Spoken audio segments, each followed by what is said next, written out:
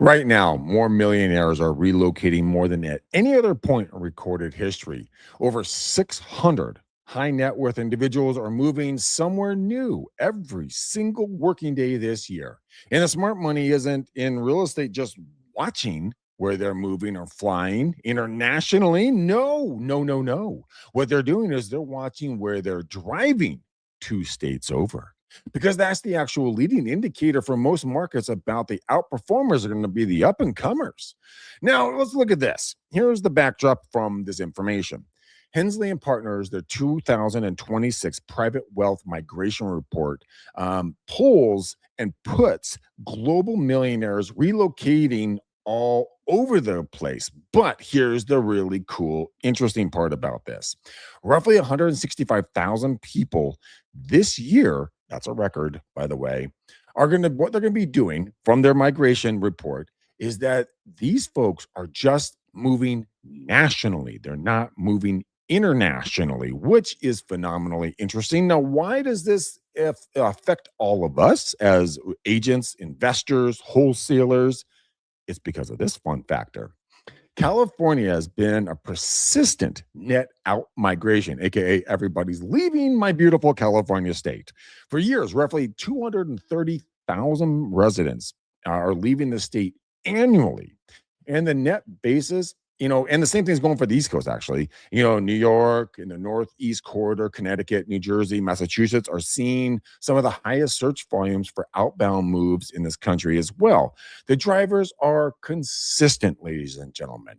It's state income tax, cost of living, and critically, the most critical one, which is kind of a new one since COVID, is the remote living and working opportunities. The reason for staying in a high cost of living environment for a higher paycheck doesn't exist anymore. The high earners with flexible lifestyles, bam, they are the first demographic to pick up and move, because if you can get California salaries and live in any other state of your choice, and maybe even one of the 9 states that doesn't have income tax, you're living high on the hog, right? So we're seeing that with the folks with the flexibility, right? So the 9 states with no income tax, right? I'm going to name over the top couple of ones that you already know: Texas, Florida, Tennessee. You know those. Since 2023, you've actually seen a net migration out of most states and into these states of over 800,000 net migrants. That's a lot of people. But the sharpest signal is one level below. Do you know which one that is? Yep. That's the city level.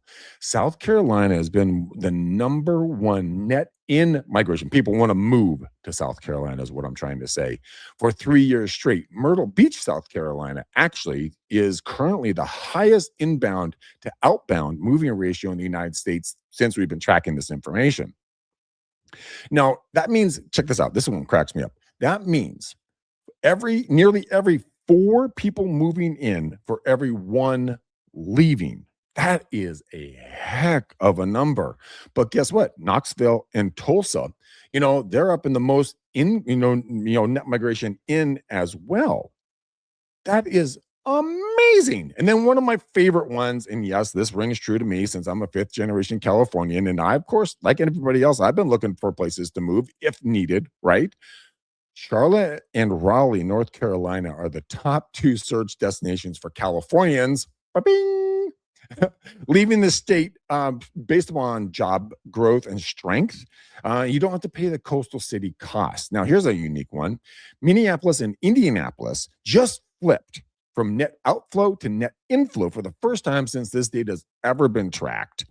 Now, none of these cities are going to be getting the headlines, and that's precisely the point. Here are the mechanics. It's very, very bone-numbingly simple. It's a simple supply and demand. When high-income households relocate, they bring 2 things to a marketplace that the local marketplace cannot build overnight, and that is spending power, and that is home buying capacity. Local home supply chains are in these secondary markets. When I say secondary markets, I mean that very kindly and lovingly. Weren't built for the sudden wave of high income or earners and buyers. They just weren't. They were built for the local wage-based buyers. And that's a good thing. Keep it local, keep it organic, right? But when the outsiders, Californians, move to South North Carolina, for an example, you create a demand gap. When high earners are come into town, they outpace the existing inventory built for the local prior income level buyers. This gap first, this is the important part, first shows up in days on market. So if well, it shows up in days on market, and I'm thinking through this, and it also shows up when it comes to bidding wars and bidding behaviors. And you know what? If you're purely looking at the median price point and kind of where that's going to be, man, if you're seeing that in the headlines, you're literally already a year behind the early adopters who already saw the writing on the wall. Now, that's why migration data is the leading indicator than the lagging one. Price appreciation is an effect. Migration is the cause. If you're tracking median price, like I said earlier, dude, you're already way behind on everything. So let's say you're an agent or an investor or a wholesaler in any of these different states or any state in the United States. If you guys would be interested in a specific property value or anything like that, feel free, hit me up in the DMs and or in the comments. I'd be happy to pull an ARV for you. Basically give you an updated value on what the property might be worth and give you some other specs in there with some different comps. So if that's of interest for you, hit me up. Love to talk with you guys. Make sure you hit the like and subscribe as well. It really helps the channel out quite a bit. And I look forward to seeing you guys on the next video. Have a blessed and powerful day, guys. Bye.